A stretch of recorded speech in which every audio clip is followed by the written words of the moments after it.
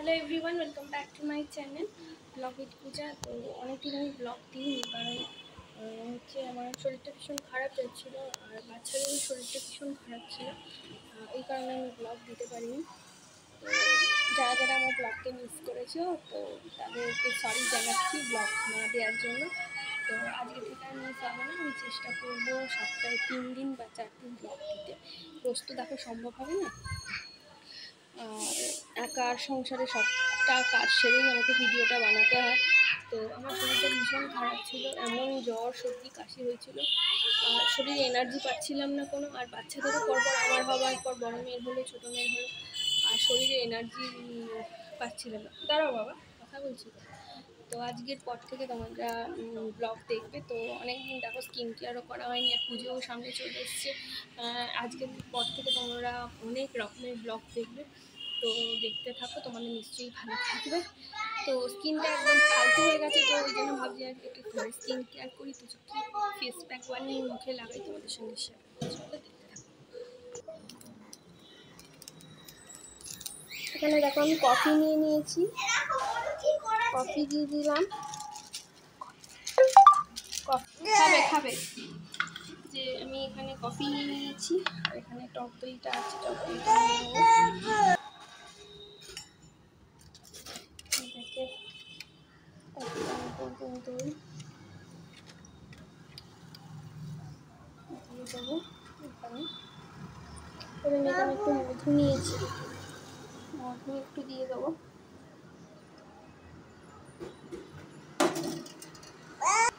তারপর দিয়ে দেবো 1 চামচ বেসন, দিয়ে ভালো করে মিক্স করে নেব।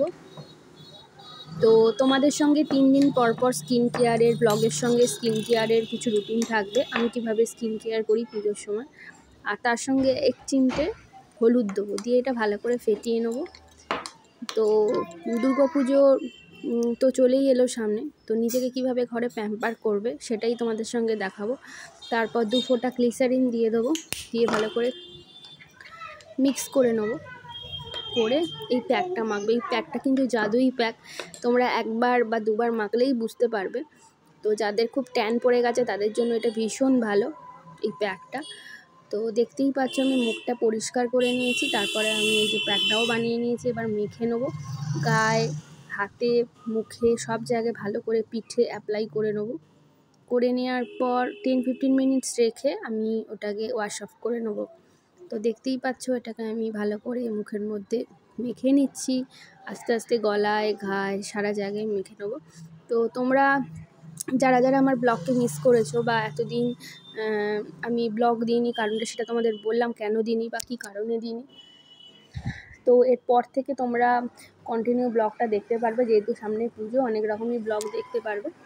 তো প্লিজ তোমরা কেউ মিস করো না, যারা যারা দেখছো তারা কিন্তু কন্টিনিউয়াসলি আমার পাশে থেকো, সাথে থেকো।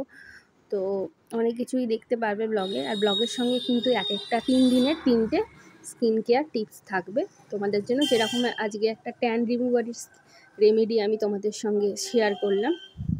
যেদিনকে কিন্তু এই প্যাকটা মাখবে সেদিনকে কিন্তু কোনো সোপ বা বডি ওয়াশ কিছুই কিন্তু গায়ে দেবে না। কেন, এটা যদি সোপ বা বডি ওয়াশটা তোমরা যদি গায়ে দাও, তাহলে যে প্যাকের যে গুণাগুণটা সেটা কিন্তু নষ্ট হয়ে যাবে। আর যেদিনকে এই প্যাকটা মাখবে সেদিনকে কিন্তু সাবান মাখবে না। সাবানটা অন্য দিন মাখতে পারো বা পরের দিন মাখতে পারো, ঠিক আছে, কিন্তু সেদিনকে এইটাই গায়ে রগড়ে ভালো করে স্নান করে চলে আসবে। সেদিনকে কিন্তু কোনো সোপ কিছু গায়ে দেবে না। তো দেখো আমার এটা ভালো করে মাখা হয়ে গেছে। হয়ে যাওয়ার পর অনেকক্ষণ আমি বসেছিলাম, বসে যাওয়ার পর একদম শুকিয়ে গেছে, দেখো চ্যাটচ্যাট করছে একবারে। তো এটাকে চলো আমি স্নান করে চলে আসি। দেখো আমি স্নান করে একদম চলে এসেছি, একদম ফ্রেশ হয়ে গেছে, স্কিনটাও কিন্তু ভীষণ গ্লো করছে। আর তারপরে আমি এই যেখানে টোনার দিয়ে দেবো, কিউকাম্বার টোনার মুখের মধ্যে, তোমরা যেরকম টোনার ইউজ করো সেরকম দিয়ে দেবে। তারপরে আমি এখানে ল্যাকমি পিচ মিল্কের যে ক্রিমটা আছে ময়শ্চারাইজার, তো সেটা মুখে মেখে নিচ্ছি। তো ভালো করে আমি মুখে ক্রিমটা মেখে নেবো। আমি কিন্তু স্নান করার পরে এই ক্রিমটাই আমি রেগুলার বেসি ইউজ করি প্রত্যেক দিন। আর শীতকালে আমি একটুখানি ভারী ময়শ্চারাইজার ইউজ করি পন্ডসের, সেটা তোমরা সবাই জানো। Cream moisturiser. তারপর আমি লিকুইড সিঁদুরটা পরে নেব। এই সিঁদুরটা কিন্তু ভীষণ ভালো, চুল কিন্তু একদম ওঠে না। এটা হচ্ছে ভেস্টিজের সিঁদুর। তো দেখো আমি একদম স্নান করে রেডি হয়ে গেছি, আর একদম পুরো রেডি। তো এবারে আমি পুজো দেবো। তো গোপাল সোনাকে তোমাদের দেখাবো, চলো গোপাল সোনাকে। এই যে গোপাল সোনা সকালবেলা তোমার দাদা খাবার দিয়ে গেছে, লাড্ডু আর বিস্কিট খেয়েছে। তো দেখো এখন আমি ওকে জামা টাপড় খুলে দিয়ে স্নান করাচ্ছি। একদম ছোট্ট সোনা গোপালকে আমার স্নান করিয়ে দিচ্ছি। যা গরম পড়েছে, স্নান না করালে গোপালও ঘেমে যাবে, গোপালেরও শরীর খারাপ হবে। তারপরে আমি একটা কাপড়ের মধ্যে, ওর এটা হচ্ছে টাওয়াল, ছোট্ট টাওয়াল, তো মুছিয়ে মাছিয়ে আমি আবার নতুন জামা পরিয়ে নিয়েছি। একটু আদর করে দিচ্ছি, সোনা গোপাল আমার। তো দেখো বসিয়ে দিলাম সিংহাসনের মধ্যে। তো এইবারে গোপাল সোনাকে খেতে দেবো। একটু মুড়কি দিলাম, আর একটু কিশমিশ দিলাম, আর একটুখানি মিশ্রি দেবো, ছোটো দানার মিশ্রি। এটা গোপালের দুপুরের খাবার। তো দেখো আমার পুজো সব ঠাকুরকেই খেতে দেওয়া হয়ে গেছে। তারপর আমি প্রদীপ জ্বালিয়ে নিচ্ছি। প্রদীপ জ্বালানো হয়ে গেছে। তো এবার ঠাকুরকে একটুখানি ডেকে নেব ধূপবাতি জ্বালিয়ে। ধূপও জ্বালানো হয়ে গেছে।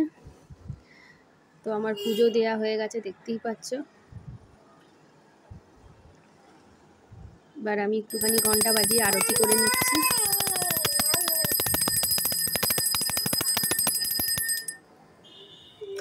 তারপরে পুজো টুজো দিয়ে খাওয়া দাওয়া করে রেস্ট নিয়ে বিকেলবেলা হয়ে গেল।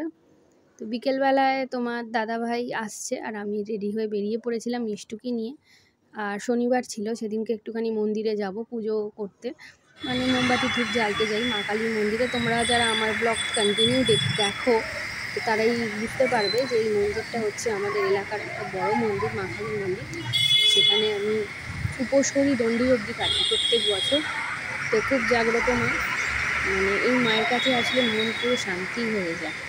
তো অনেকদিন শনিবার আসা হয়নি বলে এইবারে এলাম তো ধূপ মোমবাতি জ্বালাতে। তো পুজো হচ্ছে, আমি একটু ধূপ মোমবাতি জ্বালিয়ে নিয়ে বা ধূপ মোমবাতি জ্বালিয়ে নিয়ে আরেক জায়গায় যাবো। আর কোথায় যাবো সেটা চলো দেখলেই বুঝতে পারবে। তো দেখো ধূপ মোমবাতি জ্বালাতে জ্বালাতে এত হাওয়া হচ্ছিল, মোমবাতিটা নিভিয়ে গেল। তো যাই হোক আবার সেই জ্বালিয়ে আমি রাখলাম। আর এখানে মিষ্টি বসেছিল চুপচাপ,